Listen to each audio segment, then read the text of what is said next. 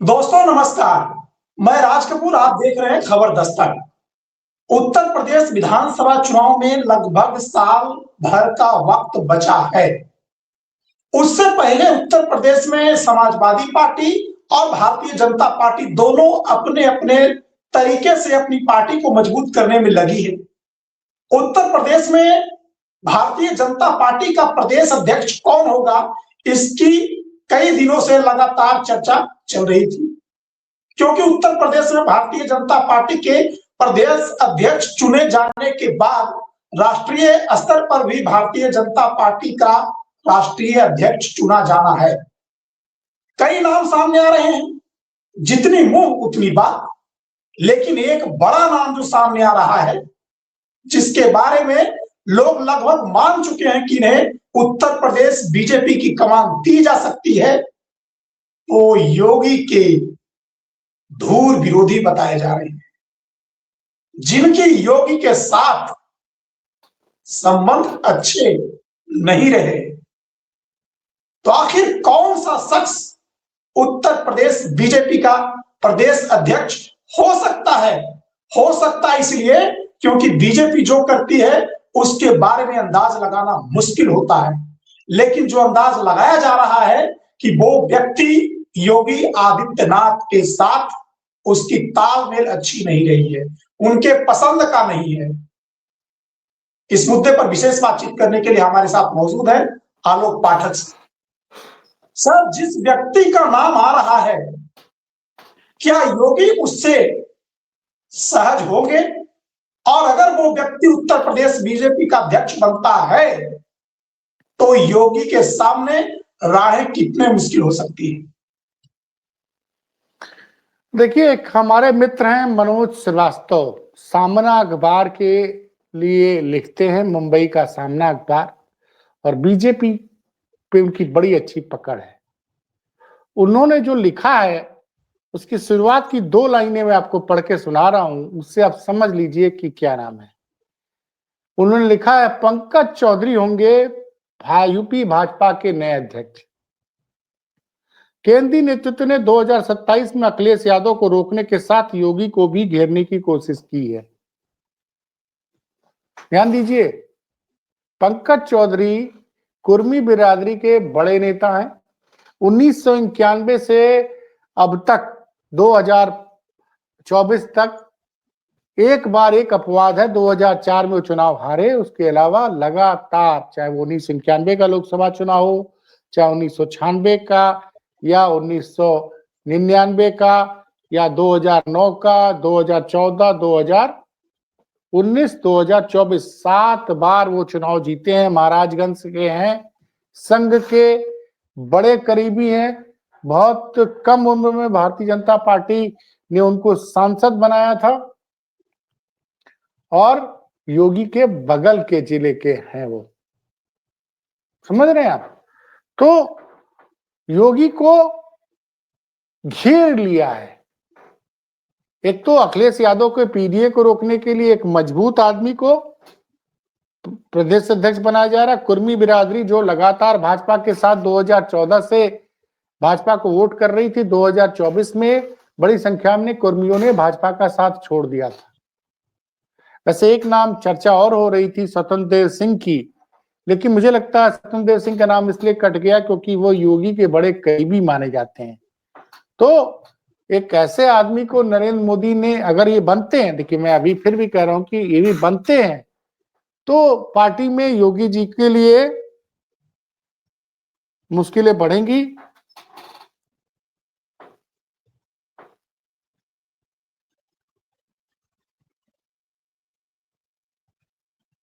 क्या लिख रहे हैं हमारे साथी मनोज श्रीवास्तव? लिखते हैं कि जब से पंकज चौधरी का नाम सामने आया है, तब से यूपी में, खासकर पूर्वांचल की राजनीति में माहौल गर्म हो गया है।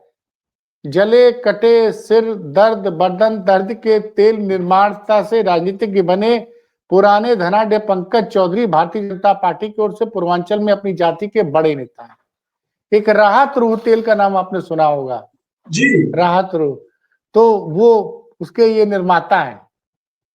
तो अब आप कुर्मी बिरादरी का एक बड़ा नेता लेके आ रहे हैं जिसको आपको बताऊं कि 2023 में प्रधानमंत्री मोदी गोरखपुर गए थे और वो गोरखपुर में योगी आदित्यनाथ के गोरखनाथ मठ नहीं गए।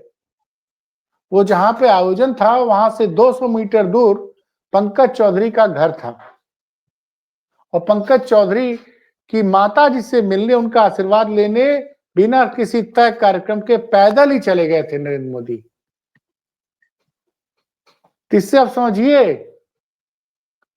और जब पूरे प्रदेश में कुर्मियों ने भारतीय जनता पार्टी के खिलाफ वोट किया था, तब भी पंकज चौधरी अपनी सीट जीतने में कामयाब रहे थे। ये ठीक है कि मार्जिन कम हुआ था और पंकज चौधरी बहुत ही लो प्रोफाइल के हैं, बहुत ही लो प्रोफाइल के नेता हैं और अमित शाह और मोदी के बड़े करीबी हैं। तो वो लिखते हैं कि माना जा रहा है कि केंद्रीय नेतृत्व द्वारा मुख्यमंत्री योगी आदित्यनाथ को घेरने के लिए अब तक जितने भी प्रयोग किए गए उसमें सबसे बड़ा मास्टर स्ट्रोक है। तो ये बड़ा मास्टर स्ट्रोक है। अब देखिए बनते कि नहीं बनते ये कहना थोड़ा मुश्किल है, क्योंकि भारतीय जनता पार्टी में इसी तरह से 2017 में याद होगा कि एक मनोज सिन्हा का नाम लगभग फाइनल हो गया था। वो बनारस में काशी विश्वनाथ मंदिर का दर्शन करके भी आशीर्वाद भी ले चुके थे, बाबा भैरवनाथ का भी आशीर्वाद ले चुके थे, काशी के कोतवाल का, और ये उम्मीद थी कि शाम को उनको उत्तर प्रदेश भारतीय जनता पार्टी विधायक दल का नेता बना दिया जाएगा। लेकिन अचानक से योगी की एंट्री होती है और योगी को काला चश्मा पहने योगी जो है एक चार्टर्ड प्लेन से दिल्ली से लखनऊ एयरपोर्ट पर उतरते हैं और शाम को जब भारतीय जनता पार्टी विधायक मंडल का बैठक होती है और उसमें योगी आदित्यनाथ को मुख्यमंत्री चुन लिया जाता है और मनोज सिन्हा दर्शन करके सीधे दिल्ली चले जाते हैं और शपथ ग्रहण, योगी के शपथ ग्रहण समारोह तक में मनोज सिन्हा नहीं आए थे। आप समझिए। तो ये भारतीय जनता पार्टी यहाँ कुछ भी हो सकता है, लेकिन पिछड़ों को, अखिलेश यादव को, पीडीए को रोकने के लिए जिस तरह से अगर पंकज चौधरी जैसे नेता का नाम पक्का हो जाता है, देखिए चर्चा है, लेकिन यहाँ पे क्या है ना कि जब तक फाइनल ना हो जाए आप मत समझिए। दूसरी तरफ योगी के समर्थक लिख रहे हैं कि पंकज चौधरी का नाम, पंकज चौधरी को वापस भेज दिया गया है। मतलब कुछ पत्रकार ये लिख रहे हैं कि कल सुबह वो 10 बजे चलेंगे दिल्ली से लखनऊ, उनकी हवाई जहाज का टिकट बुक हो गया है।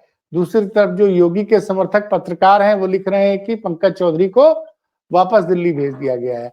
तो अभी मजेदार है, ट्विस्ट है, का ऊंट किस करवट बैठेगा ये देखने वाली बात है। भारतीय जनता पार्टी इस वक्त अंतर कलम में फंसी हुई है, वो अखिलेश यादव के पीडीए से बहुत डर रही है। तो ये जो तमाम चीज डेवलपमेंट चल रहे हैं राज कपूर जी, उसमें हम लोग को इंतजार करना पड़ेगा कल शाम 4 बजे तक। ये तो बात आपकी सही है सर कि हम लोग इंतजार करेंगे, देश प्रदेश की जनता भी इंतजार कर रही है कि उत्तर प्रदेश में भारतीय जनता पार्टी का अध्यक्ष कौन होगा, क्योंकि उस पर निगाहें तमाम लोगों की है। चूंकि उत्तर प्रदेश एक बड़ा सूबा है और वहां अगले साल विधानसभा चुनाव होने हैं। लेकिन सर मुझे ये थोड़ा समझाइए कि ये भारतीय जनता पार्टी के लोग दूसरे दलों में जब अंतर कलह होता है, जैसे अगर बिहार का एग्जाम्पल ले ले, राष्ट्रीय जनता दल के अंदर में जो तेज प्रताप और तेजस्वी के बीच में जो कलह की बात आई, बाद में बहन के बीच में जो अंतर कलह की बात आई, तो लोग कहते हैं कि इससे जनता दिग्भ्रमित हो जाती है और इससे पार्टी को नुकसान होता है।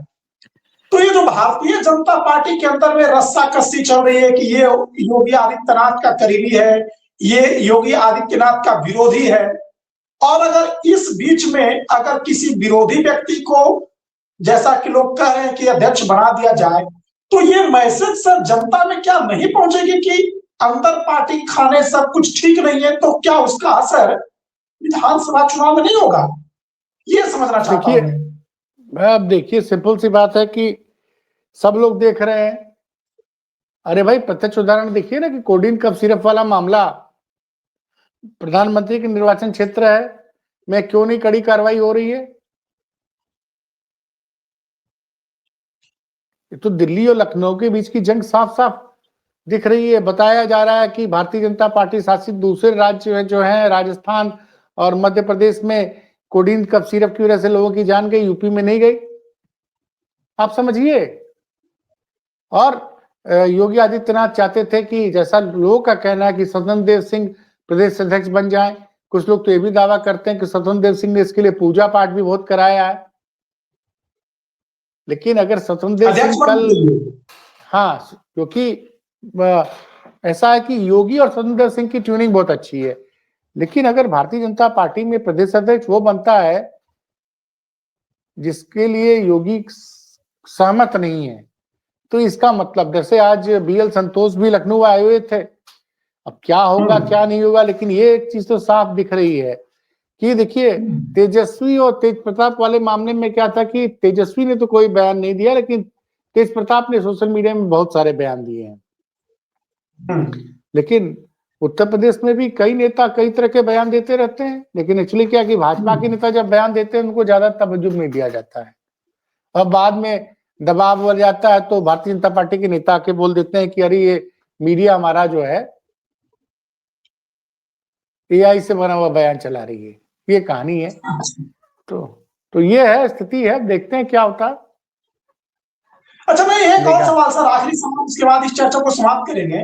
वो ये है कि क्या योगी आदित्यनाथ सच में इतने ताकतवर कह सकते हैं या कह सकते हैं कि हावी हो गए हैं कि उन्हें दिल्ली हटा नहीं पा रही है? इसके पीछे की कोई और वजह है? क्योंकि तमाम एग्जाम्पल मध्य प्रदेश है, राजस्थान है, आपका हरियाणा है, कर्नाटका है, जहां बीजेपी को जब मन करता है वहां के मुख्यमंत्री को बदल देती है अपना नफा नुकसान देखते हुए।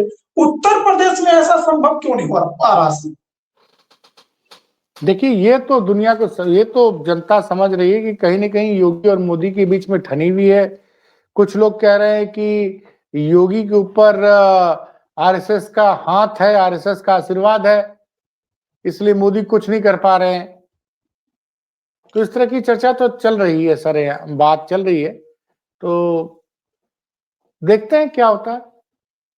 चलिए, हमारी नजर बनी रहेगी कि उत्तर प्रदेश में भारतीय जनता पार्टी का अगला प्रदेश अध्यक्ष कौन होगा, और जैसे ही कोई खबर आएगी हम तुरंत आपके सामने लेकर आएंगे। तब तक के लिए हमें दीजिए इजाजत। नमस्कार।